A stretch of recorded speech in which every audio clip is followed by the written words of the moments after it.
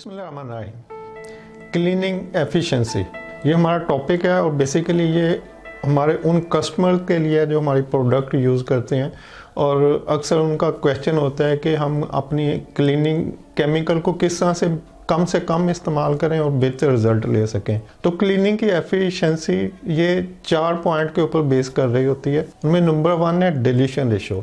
जितने भी केमिकल आते हैं मार्केट में आते हैं और स्पेशली हम जो सप्लाई करते हैं, हमारे पास कोई 300 के करीब इंपोर्टेड क्लीनिंग केमिकल हैं जो हम इंडस्ट्रियल और इंस्टीट्यूशनल क्लीनिंग के लिए सप्लाई करते हैं। ये सारे कंसनट्रेटेड फॉर्म में होते हैं, अनलेस के कुछ एक दो ऐसी प्रोडक्ट होती हैं जो डायरेक्ट यूज़ होती हैं, जैसे कि लिक्विड सोप डायरेक्ट यूज़ होता है, हैंड सैनिटाइज़र डायरेक्ट यूज़ होता है। लेकिन मोस्टली जो प्रोडक्ट होती हैं वो हाईली कंसनट्रेटेड होती हैं। कंसनट्रेटेड से मुराद होती है कि वो थिक फॉर्म में होती हैं, आप उसको पानी के साथ डिल्यूट कर सकते हैं यूज़ करने से पहले।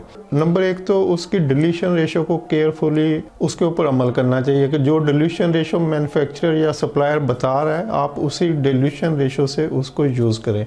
जैसे कि हमारी मोस्टली प्रोडक्ट जो है 1 लीटर 40 लीटर पानी में अगर आप उसको डिल्यूट करके यूज़ करेंगे तो वो एक बेस्ट रिज़ल्ट देंगे। अब अगर आप इस रेशो से कम रेशो का डिल्यूशन करते हैं, जैसे आप 30 लीटर में 1 लीटर डालें, तो इसका मतलब कि आपने वो जो 10 लीटर ज़्यादा पानी और डाल सकते थे वो नहीं डाला, तो आपका केमिकल ज़्यादा यूज़ हो रहा है। तो बेस्ट एफिकेसी के लिए कि आपका केमिकल भी कम यूज़ हो और आपको एफिशिएंसी भी बेहतर मिले, तो जो रिकमेंडेड डिल्यूशन रेशो होती है आप उसके ऊपर ज़रूर अमल करें।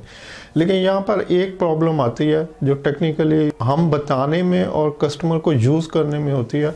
वो ये है कि जब हम उसको बताते हैं कि आप इसकी डिल्यूशन रेशियो 110 से 140 तक है, तो इसका मतलब होता है कि आपकी सिचुएशन क्या है, जिस जगह आप क्लीनिंग करना चाहते हैं उसकी क्या सिचुएशन है। देखिए 2 तरह की क्लीनिंग होती है, एक क्लीनिंग होती है, एक हाइजीन होती है। ये मैंने पहले भी बताया था किसी वीडियो में कि क्लीनिंग उसको कहते हैं जो कि आप जिस वक्त आपका दिल करता है आप क्लीन कर लें, या जिस वक्त आप समझ लें कि यहाँ पे गंदगी नज़र आ रही है आप उसको क्लीन कर लें, इसको क्लीनिंग कहते हैं। लेकिन हाइजीन शेड्यूल्ड क्लीनिंग होती है। हाइजीन उस क्लीनिंग को कहते हैं जो कि आप एक इंटरवल से रेगुलरली करते रहें। जैसे अगर आप रोज़ रात को ब्रश करके सोते हैं और या सुबह उठ के रोज़ ब्रश करते हैं और इसको कंटिन्यू करते हैं हर अगले दिन, तो ये आपकी हाइजीन है, ये क्लीनिंग नहीं है, क्योंकि ये एक फ़िक्स इंटरवल से एक शेड्यूल के मुताबिक हो रही है।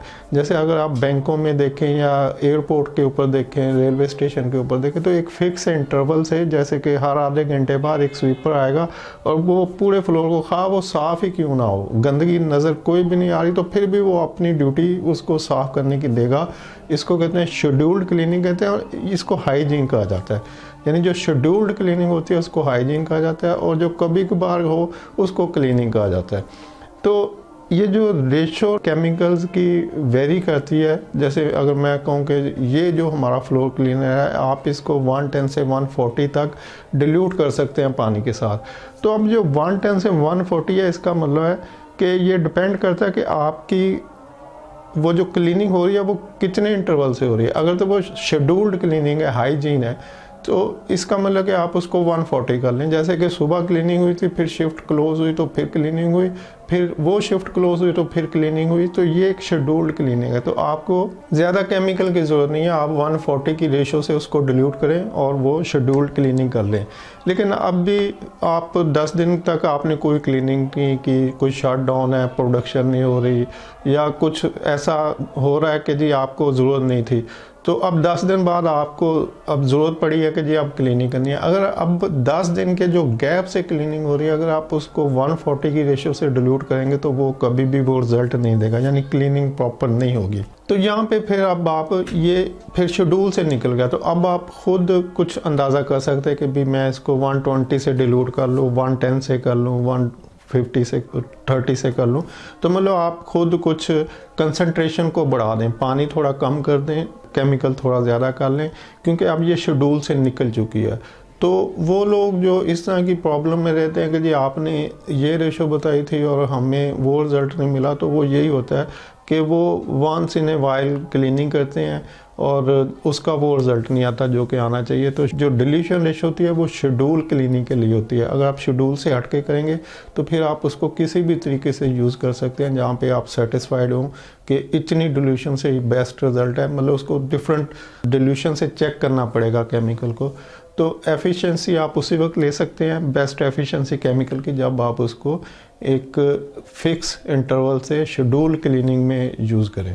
नंबर 2 है कंटेक्ट टाइम। केमिकल का एक कंटेक्ट टाइम होता है। फॉर एग्जांपल अगर आप फ्लोर क्लीनर यूज़ कर रहे हैं तो आपने उसको डिल्यूट किया और एक बंदा आगे फेंकता जा रहा है और वाइपर से उसको रब करता जा रहा है और एक बंदा पीछे से उसको वॉश करता आ रहा है, वाइपर से खींचता आ रहा है।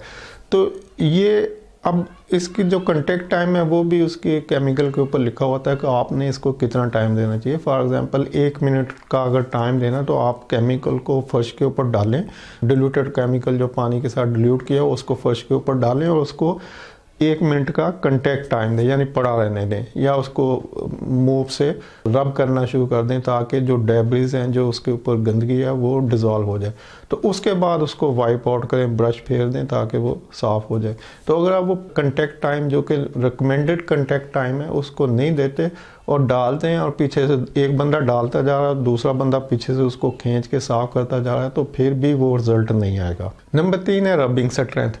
रबिंग स्ट्रेंथ से मुराद है कि कुछ जगहों को ज़्यादा रबिंग की ज़रूरत होती है। जैसे कि अगर आप एक शर्ट को सर्फ के अंदर डाल दें और 10-15 मिनट बाद उस शर्ट को बाहर निकालें और सिंपली रिंस कर दें, पानी में फेंकें और उसको हंगाल के और साफ उसको आप डाल दें, तो आपको पता लगेगा कि वो जो शर्ट है वो साफ़ हो चुकी है, लेकिन उसका कलर और कफ जो है गंदे हैं।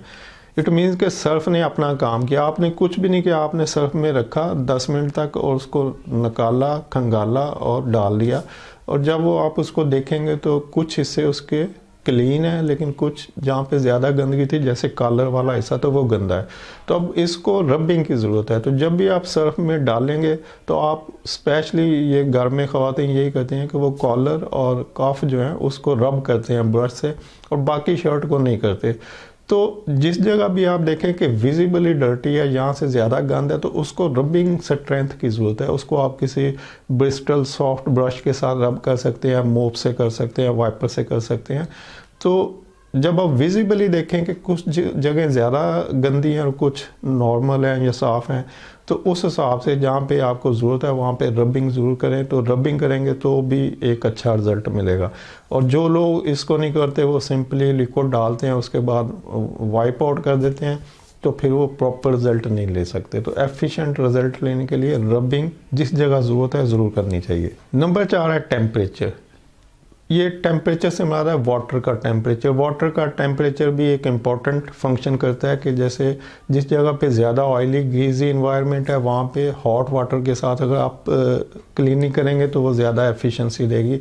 सिंपल केमिकल अपना काम तो करेगा लेकिन उतनी एफिकेसी नहीं देगा जो कि हॉट वाटर के साथ हो सकती है। फॉर एग्ज़ाम्पल अगर आप डिश वॉशिंग कर रहे हैं जो कि ज़्यादा ऑयली और ग्रीजी है, या वो बर्तन जिसमें खाना पका है उसको डिश वॉशिंग से कर रहे हैं साफ, तो भी वो रिज़ल्ट नहीं आएगा जब तक कि आप उसको हॉट वाटर के साथ नहीं करेंगे। हॉट वाटर जो है वो ज़्यादा केमिकल की स्ट्रेंथ भी बढ़ा देता है और दूसरा चिकनाई को भाग के ले जाता है। तो ये कुछ फैक्टर हैं जो कि क्लीनिक की एफिशिएंसी को बढ़ा देते हैं। तो वो लोग जो समझते हैं कि हम केमिकल तो यूज़ करते हैं लेकिन या तो केमिकल ज़्यादा इस्तेमाल होता है, एफिशिएंसी कम आ रही है, रिज़ल्ट कम आ रहा है, या क्लीनिंग प्रॉपर नहीं हो रही, तो वो इन फैक्टर को कंसिडर करें और इनके ऊपर प्रॉपरली अमल करें तो वो एक बेस्ट रिज़ल्ट ले सकते हैं। उम्मीद है इन्फॉर्मेशन पसंद आएगी। वीडियो देखने के लिए शुक्रिया। अल्लाह हाफिज़।